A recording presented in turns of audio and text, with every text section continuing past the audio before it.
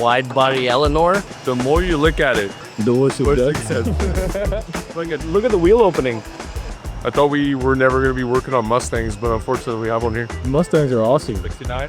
When? I think he started on his own, took it to a shop, and then sort of the same thing. They did all the metal work and stuff that they were good at. And then the fiberglass stuff was not good. So we're gonna have to fix it. But he didn't want to wait. So he reached out to me like several years ago, and I'm like, sorry, we're booked up. They're gonna have to wait. He didn't wait, so he took it, got robbed, still ended up here at the same time. No. What motor is going in? Gen 3 Coyote. This right now just looks like a hot tub. The front looks way more aggressive, and actually it comes out further. Yeah. It needs a body line around here so it doesn't have this balloon look, and it also needs a more definitive body line here to break up this like bubble look. The front has like a definitive body line.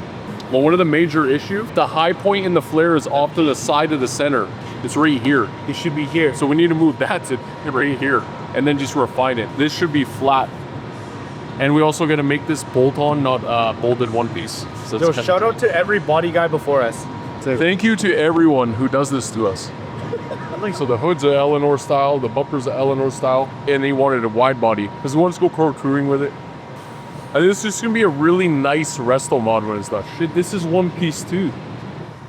Imagine every time you had to do something, you'd have to take your whole front clip off. Yeah. Disassemble half the car, yeah. Even to do your lights. The fender, the grill surround, that should be 3 pieces to the fender. Yeah. And the bumper should not be fixed to the fender. It should be bolted on. And right now, whoever did it, it's all panel ponted, yo. What? Yeah. How did they think they were gonna paint this? In one piece. Probably cut it like this. Like this. And then put a flange on the fender here. And then put a flange on this piece with just a like a 1/8 gap so it doesn't chafe. Put like a little rubber gasket in there and just have that bolt together from the back side or something. I don't know. We're gonna have to look at it and kind of just see what makes the most sense. This can't be one piece. This is just insane. Imagine carrying this old clip to put this thing on without scratching it after it's painted. He was so happy. He was having a good day. Sun's out. Working on a Lamborghini, sun's out, music, and then you bring me this?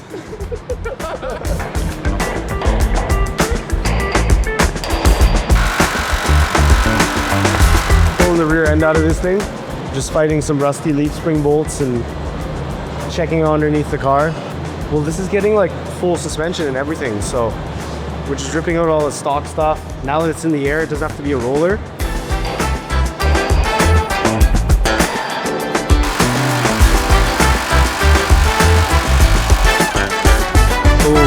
You're Pretty nuts. Piece of his edge. It's the Racer's Edge truck. What Fast and Furious truck? It's the Chevy version, not the Ford Lightning. Putting all the suspension in it and make sure it all works, and then we'll take it all out once we have everything good, refinish everything and put it back together final. Spencer's currently drilling the holes out for the mounts. This is the rear shock and sway bar mount that goes in between the 2 stock frame rails. Get this in, then I think we put the torque bar in, and then the diff, and then the coilovers. Then it will be time to mock up the motor, and I think we're waiting on the trans to show up, and then we'll measure it for a drive shaft. Steve's gonna wire it, plumbing, fuel system. Once that's all done, I think we'll be heading on to the body. This is kind of fun, minus this janky bodywork we have to fix.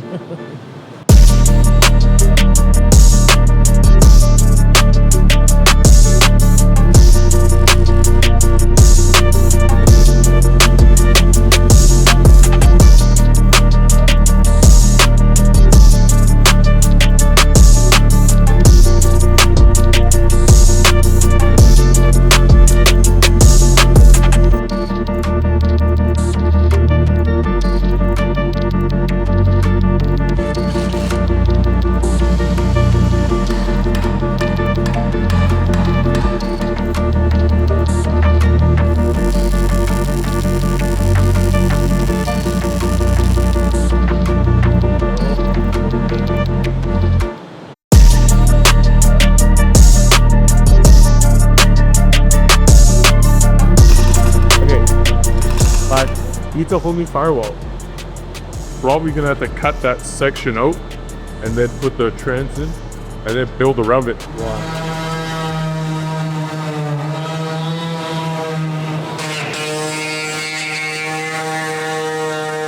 Cutting fiberglass layers off because it's a little bit backwards on the car right now. After doing some measurements and stuff with Kim, the biggest tire we could fit on the rear barely was a 285, and the front could easily fit about a 350.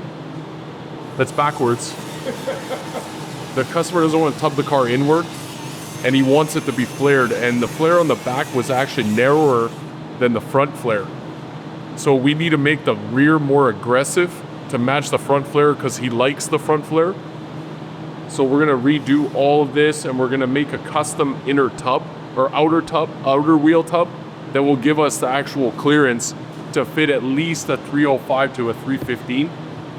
So the front will run probably like a 305, maybe a 295 or something like that. So we're gonna have to redo all of this, redo the outer tub, make the flare out of metal instead of fiberglass, and weld it to the car. So it'll be more structural and more longevity in the actual job. So right now, just cleaning this all up and exposing all this weird cut. I don't know why it's square cut.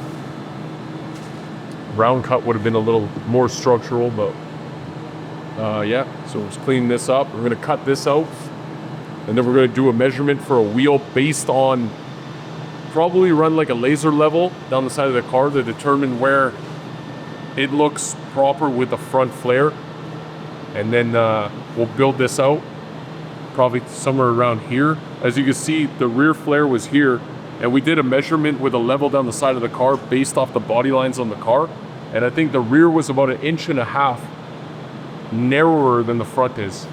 Yeah, literally opposite. It's the opposite. Like, you always go wider in the rear than you do in the front. So we're gonna go out probably another 1.5 inches from here, and we're gonna make like a proper wheel tub on the inner, so we get a lot of clearance for tire movement and stuff like that. Was all of this fiberglass? Yeah, the outer flare itself was fiberglass, and they lapped it underneath. It's not horrible. It was done cleanly, but there was some things that I'm starting to discover that probably would have been failing points at some point in its life. Like, they have like rivets here or something, or screw holes that was holding the flare on, I guess, when they glassed it, or they didn't even actually glass it. They I just realized this now. They lapped the fiberglass on the inside and then bondoed it, which this would not last. This right here would not last. Like, this point right here would eventually come back. Like vibration, you hit potholes, dips in the road, things like that. It would eventually crack. Like, there's no way that it would last.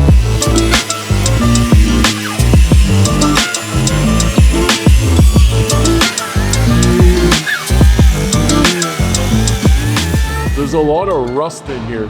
So this right here, this would have failed instantly, almost. Like, I wouldn't even give that a couple months. It's been fiberglassed over top of rust. As you can see, there's a bunch of rust right there. So that's clean only because I ground it, but it's just rust oozing out of this hole here. It's a good thing that we're fixing all this and redoing it all, because this guy would have a very expensive pile of shit.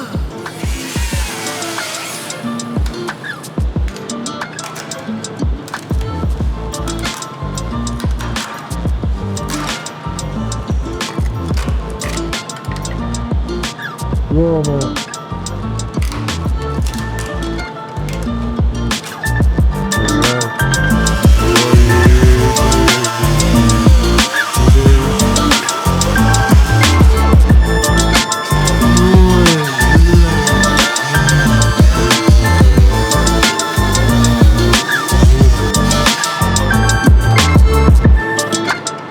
When this car came in, we were kind of briefly looking at it, and we noticed that there was small little bubbles in the primer. So if you come in close, I don't know if you can capture this on camera, but you see there's I'm starting to feather edge this back here. You can see the rust, and right above the rust, it's probably hard to pick up on camera, but you see these tiny micro bubbles in the actual primer. So it's everywhere. You can see all this rust. So This is It would have failed sooner or later. This is how these projects spiral out of control. Because we just wanted to remake this flare, but now we're discovering that this car might actually have to be stripped down to bare metal. Based on that. Because this, and as I'm seeing this, I don't think there's any epoxy primer on this car at all. By the looks of it, it's just high build primer. Oh, cool. So, high build primer is not intended to protect metal from corrosion. Oh, it's not? No, it's not. High build primer is not for corrosion protection at all. All it is to essentially give you a layer to make the car look nice and give your paint or your sealer a nice surface to sit on. That's all it's intended to. It's not intended for corrosion protection and things like that. So yeah, you can see all we have here is metal, Bondo, and high build primer. That's so wrong. It's a lot of these steps, like, You'd have to take this car down to bare metal, do all your metal work, and so on and so forth. Seal the car off with epoxy or some sort of an epoxy primer. Needs to protect the metal. Then you can start your body work, so on and so forth. So you don't have that. This is a very expensive, this thing.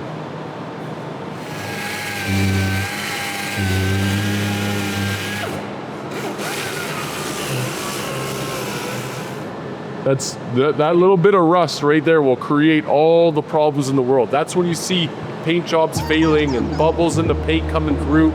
That will come through in time. And in this case, it was already coming through and this car doesn't even have paint on it.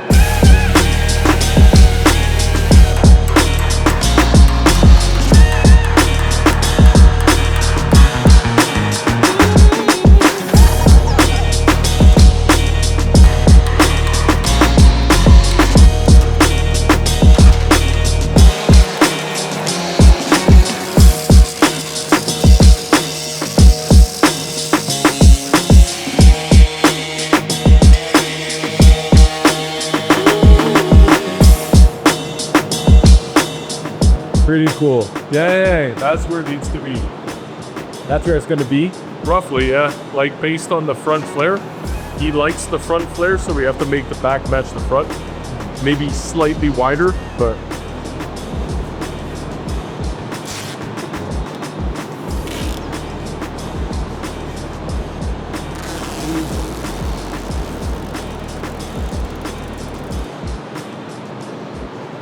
so you can see how the gap is really even all the way along the side of the car.